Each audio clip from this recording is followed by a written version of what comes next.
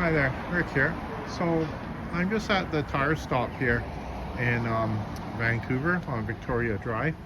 Um, so when I checked my tire pressure this morning, well, it was quite low. Okay, so I figured, okay, I have a leak in there. I talked to the technician. He took off my tire. He showed me, yeah, there's a nail inside there, so he's gonna fix it up for me. Um, yeah. Um, I was gonna say, if you sometimes too, I go to the dump, right? And if you make a trip to the dump, I find that there's more nails on the ground. Okay, and what is it? You just have to be, I don't know, more careful, I guess. But it's kind of hard because, if you run over that nail, right? It um, you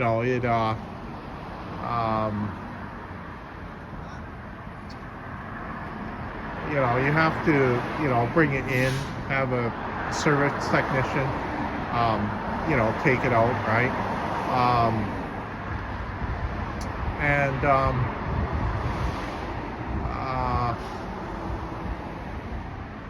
it, yeah.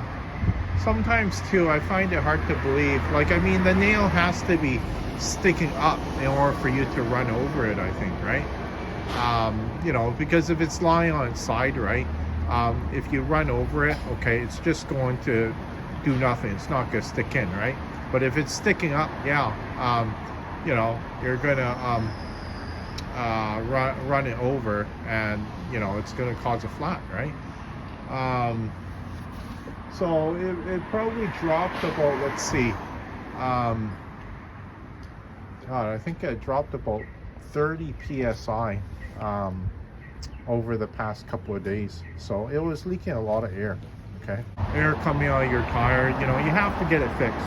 Okay, otherwise you're gonna get lousy gas mileage. Also, too, riding on a deflated tire. Okay, I hear that it ruins your tire basically too.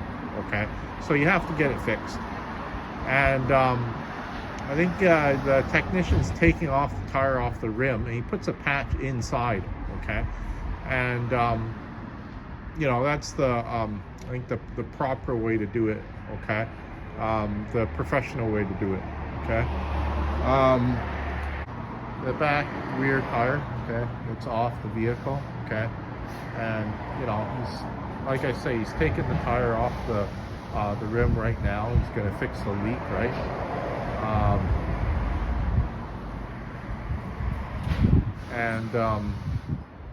What is it?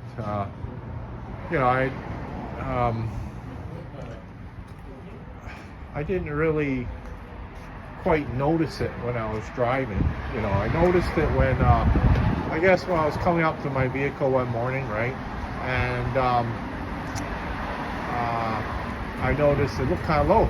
Okay, so I think when I checked it, it read 20 psi, and then I filled it up to 35 psi, and then about what, 3-4 days later, okay, I think it was down to about 15 psi. So I lost quite a bit of air in 4 days. Okay. So I just got back home from the tire shop. Okay. Remember, the proper way for them to do it is to take the tire off the rim, right? They put a patch inside, right? And then they put the tire back on the rim. He what was it? Installed the tire, and he said, after you drive 100 kilometers, come back and then we'll retorque the nuts for you on the tire. Okay, so yeah, I have to remember to go back to him to retorque the nuts after 100 kilometers.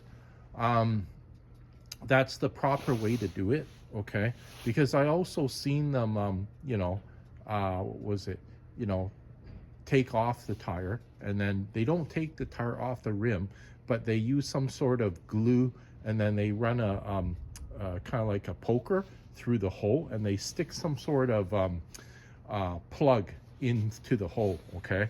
But this way is better when they take the tire off the rim and they put a patch inside, okay?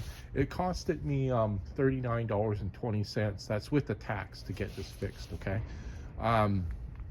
But yeah, it's something you need to get done, okay? Because, you know, you don't want to be riding on a flat tire, because I hear that it ruins the tire, and even, you know, you're going to get lousy gas mileage, right?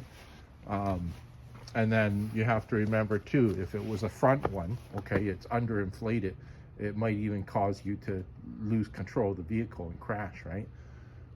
So, you know, this is important to get done, and it's something that, yeah, you need to do once in a while.